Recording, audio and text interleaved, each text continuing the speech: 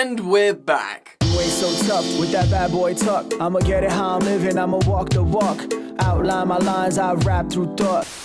Yes, friends, what's poppin'? Welcome back to Football Therapy with me, your host Jen. I do hope you're doing well. I really do hope that. Welcome back to Chelsea News. Of course, the daily series here on the channel where I reflect on everything that's being said about Chelsea from everywhere. Giving you my thoughts on it, more importantly asking for yours. Today we're speaking about managers, players, all the good stuff. Pochettino, of course, sort of failing to impress everyone so far this season. A few good moments, a lot of terrible ones, an absolutely abysmal defensive record. But why hasn't he been sacked then? And other managers that should be considered are going to different clubs.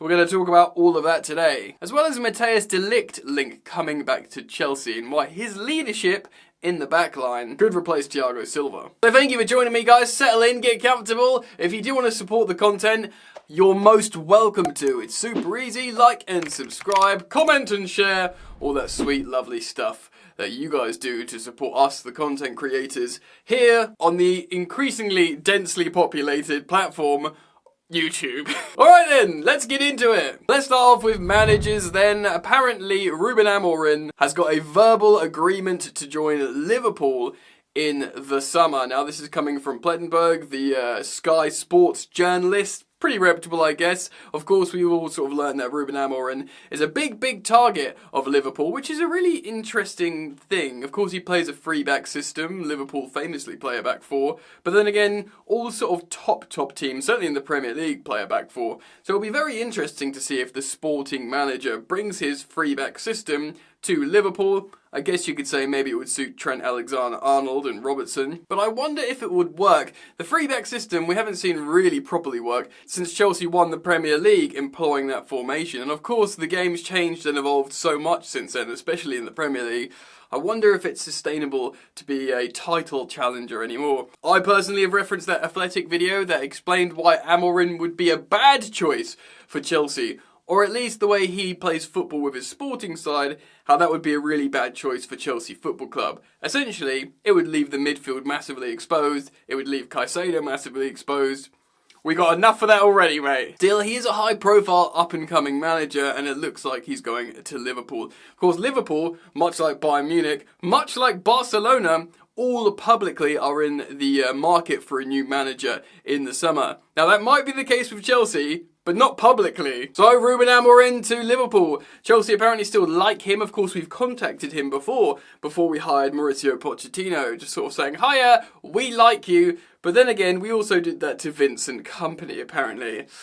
And, yeah. So let me know what your thoughts are about Amorin to Liverpool and not Chelsea. Comment down below. And let's move on and talk about Thiago Motta. Yeah, so people called me a madman when I said Motta should come to Chelsea. I did a video on it about a week or so ago explaining how he's a young manager. He's good at managing upwards. He's got a young squad. Chelsea have got the youngest squad in Europe, I believe, or one of the youngest squads in Europe. Anyway, his Bologna side's very young. They're massively overachieving, and they play a similar formation to us. So I was thinking, why don't we consider him? Well, it looks like he's got a verbal agreement, another ruddy verbal agreement, to join Juventus. That's right, the Serie A behemoth that won 7 titles in a row, whatever it was.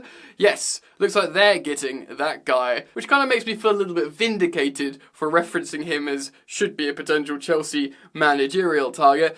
But that's another one gone. And maybe we're not actually looking for a new manager, but Chelsea often are due diligence FC, and when we remain in mid-table, dropping points against Sheffield United and Burnley, respectively, in like a matter of days between each other, they've got to be thinking, oh, we're in mid-April, this guy, we got to look at alternatives. But we'll speak a little bit more about Pochettino and another manager at the end of this video. Let's talk a little bit about Matthijs de Ligt. Now, I'm referencing an article I found that was citing the fact how Cy Phillips, who of course has good information, you probably know him on Twitter at Cy Phillips Sport, he's got his own Chelsea news website, and indeed, he's got some good links inside the club. He's referenced the fact how Chelsea are again looking at Matthijs de Ligt. Of course, he's moved around all over the gaff. Originally, he moved from that amazing Ajax side that was, plucked to death. Van der Beek to United, Ziyech to Chelsea, De Jong to Barcelona. And obviously De Ligt went to Juventus, which seemed like a great move because, you know, at the time, defending was super sexy. Juventus, you know, Bonucci, Barzagli, Chiellini, that's where all the good, great centre-backs go, so it makes sense that De Ligt went there. Didn't really work out, and of course he went to Bayern Munich, and to be honest, ever since Ajax, I've never really seen him grow into this, like, the best centre-back in the world, which he was sort of supposed to be. Though Chelsea have looked at him for a long time, apparently Chelsea are looking at him again, and although I've gone on record on this channel so many times saying, why do we need centre-backs? We've got loads and loads and loads of centre-backs. You know, we're not even utilising our starting two at the moment who are injured. That's my opinion, Levi Colwill and Wesley Fofana. But as time goes on, as I see like the alternatives perform so badly and not win aerial duels, maybe Matthijs de Ligt is starting to look more and more of a good idea. And he's not like some young 20-year-old unknown player from South America that these sporting directors get excited about. It's Matthijs de Ligt. He's a high-profile name with, you know, lots of experience. Of course, Petr Cech has referenced him before as a great leader when speaking about Conor Gallagher. He was talking about De Ligt. It's like, look at De Ligt. He was captain of Ajax at 19 years old. A teenage captain with, like, fully grown men around him. Yeah, he exuded confidence and leadership, Matthijs de Ligt. Now, I'm not saying we should definitely sign him. If he costs loads of money, if he's on really high wages, it might not be the best thing, especially when we've got good centre-backs to come back into the team. And I will speak about this in just a moment. I do think a lot of our defensive frailty is systemic, which obviously comes from the coaching staff and the tactics. But at the same time as well, we don't have any gonads back there, you know.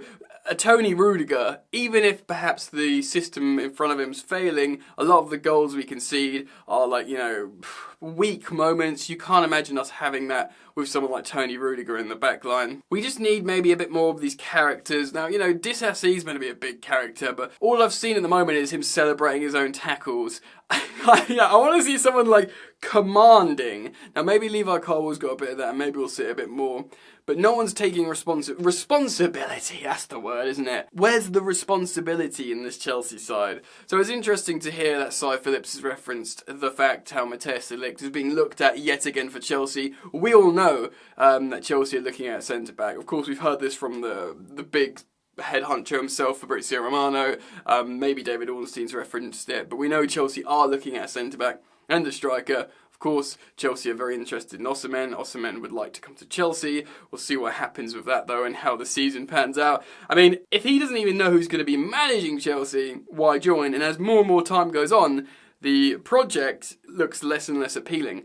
And I think it did look appealing early doors, you know? These Enzo Fernandezes, the Mudriks, the Caicedos of this world, all their agents said, yeah, this is a great project, actually. They've got good long-term thinking that should give you security in your career, and you should look forward to a developing team that could challenge. But as time goes on, that pitch becomes weaker and weaker and weaker. Anyway, I digress. Let me know what you think about Matthijs de Ligt. Is this a player that you guys would go for? Or do you think maybe he's not lived up to his hype, and maybe it's just not worth it for it costs a lot of money? Let me know what you think. Comment down below, and let's move on and talk about Pochettino. So, interestingly, journalist Mark Ogden has been cited talking about why Pochettino has not been sacked, and he said it's down to financial reasons. Now, this is an interesting one because I've heard conflicting information that sacking and hiring managers isn't included in profit and sustainability rules, like the management staff, apparently. I'm not sure if that's entirely true. So I've heard like conflicting reports. Some people say, yeah, you can't sack a manager, it's too expensive, PSR rules. That's what Mark Ogden's saying. I believe I've had other journalists saying actually it's not included, but maybe they just don't want to spend the money anyway. But Ogden is stating that the reason why Chelsea haven't sacked Poch so far is because it would cost a lot of money. Maybe it would cost some money to sack him and pay him off, but he'd only have, 13, 14 months left on his contract. But also, as Liam Twomey on The Athletic says, it's only half the job. Sacking a manager is only half the job. You know, sacking Potter was one thing, a lot of people were happy to see him go, but they had no solution. They brought in Lampard for vibes, it didn't work, it made everything kind of worse, and just wasn't the right decision. So, what is the right decision? Let's get into that a little bit. Firstly, I want to be fair here. Any manager, and this includes Mauricio Pochettino, would have done a lot better this season if we didn't have this uniquely bad injury record. Yes, loads of clubs in the Premier League have had bad injuries this season, and that's probably a reflection of the more matches, congestion, and international tournaments, and just how things have changed in terms of scheduling. That probably needs to be looked at by FIFA. But Chelsea have had like a harrowingly bad injury record, and it's probably their own fault now. It's so bad. If you look at what we can talk about Nkunku, Reece James, Fofana, Lavia, players coming in and out that are really important, like Levi Colwill and Ben Chilwell, and just other players as well. And the fact how we've had to overcook Caicedo and Enzo after international tournaments because we've got no other options. Any manager would have done better with better availability. And the fact how we've got no European football, obviously that reflects bad on Pochettino mid-table, but that should also mean you don't have so many insane injuries. So maybe Pochettino and his coaching staff can look over at the medical team with frustration. But yes, any manager, Pochettino or anyone, would do a lot better with all those players available. So that's one thing. Another thing as well, and this is me being very generous here, is maybe luck. Early doors, I know we were outperforming our results, if that makes sense. I know Pochettino's recently come out saying we should be in the top 4. It's ruddy nonsense. But to be honest, in the earlier parts of the season, there were metrics where we should have been 4th, maybe even 3rd. In terms of XG, we were defending better. Things were actually looking good. I actually think we've regressed in many ways since then. But there is the element of luck. Now, I want to use the example, and it's a radical example, but Manchester United, they've had insane luck this season. If you look at their numbers, their XG against and for, the amount of shots they face every single game, it's just like one of the 7 wonders of the world, or how many wonders there are, that they are anywhere near the top 6. Chelsea are, I think, better than Manchester United, they're both pretty bad, but I think we are better than them. We've, of course, been all season a few places behind them, and that's largely been down to some weird, voodoo that they've got going on, some superb luck. Now, you shouldn't have to lean on luck, you lean on good, solid, objective stuff that you've worked on, but there is an element of that. Maybe Pochettino and his staff haven't got the rub of the green, and indeed the Chelsea players. So there's those mitigating circumstances. Have those. Now let's flip the coin, mate. The truth is, you had a pre-season, you've had no European football this season, which is supposed to help you. Last time we had that, we won the Premier League, didn't we? Under Antonio Conte. It gives you time to coach players and drill them. But there's this sort of laissez-faire vibesness that is becoming more and more apparent from Mauricio Pochettino's side. He believes in passion and belief, and essentially he's way more vibes than I thought he was. I thought he was going to be one of the most tactically respected coaches in world football. That was the thing, right? That's what people said. Well, Pochettino, he's one of the top 5 coaches in the world. What a manager he is. I mean, where is this guy? Chelsea is so bad without the ball. Now, is it again those mitigating circumstances, like I said, injuries, and youth, inexperience? I guess that has to come into it. The youngest team in the Premier League, when you've got the youngest team in the Premier League, you're going to have teething issues. It's just going to happen. Front-loaded pain for long-term gain, that's what I said before. But still, despite all this stuff that Pochettino might say, we're coming into mid-April by the time we play another game at least. And that is a sample size, mate. That is most of the Premier League season with no European football, with a full pre-season. Granted, you had problems with Nkunku and you were doing a lot of attack building around Nkunku, but let's not talk about the attack. The attack is largely fine. Yes, you could do with a senior striker in there, and maybe over time Mudryk getting more confidence, and the players learning a bit more how to link up with each other when the midfield settle. But let's be honest, the biggest problem is the defence. To concede 2 or more goals for the last 7 games is nothing short of horrifying. And when you include the likes of Burnley and Sheffield United in there, who have scored at least a brace against us, it's sickening. It's so un-Chelsea, and it doesn't matter. It doesn't matter that you don't have if it's your second choice back 4, if you don't have Chilwell, James, Fofana and Colwill, if you're playing the alternatives. Doesn't matter. You don't eat 2 to Burnley and Sheffield United. You just don't, mate. You just don't. Especially when you've got the calibre of players on the pitch and you don't have European football to think about. There needs to be a better way of coaching to ensure this doesn't happen.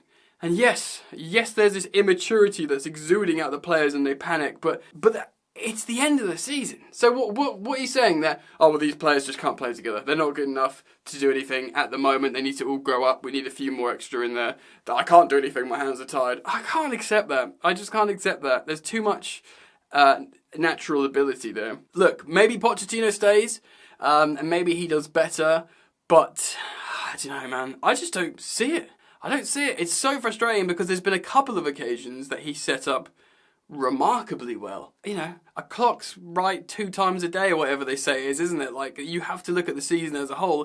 And I'm at the point now where I was totally being empathetic towards all the mitigating circumstances and all that kind of stuff. But you've got to get to a point where you're like, you know what, mate, I've got a big body of evidence here, huge sample size, and despite your, you know, the reasons you're defending yourself, that are all factual and correct, this is just too much to deny now. The thing is, what was the alternatives? Motta to Juventus, Amorin to Liverpool. I don't want De Zerbi turning up. Is he going to make me feel like, oh, our defence is going to get better? I don't feel like that at all. Looking at his Brighton at the moment. I mean, what, maybe Caicedo would play a bit better. I don't know, man. He would not make me feel better about myself, Roberto De Zerbi coming to Chelsea. So unless, like, some really obvious candidate comes up, we're just going to have to look at building the squad better. And maybe Pochettino gets his final 12 months in his contract and fights for an extension. Let me know what you think, though, about everything I've spoken about. Comment down below. Thanks for joining me today, guys. If you like my commentary on Chelsea Football Club, then subscribe, hit the bell, and yeah, thanks for liking, commenting, and all that good stuff. So I hope to see you guys back here very soon. Take care of yourselves. Peace.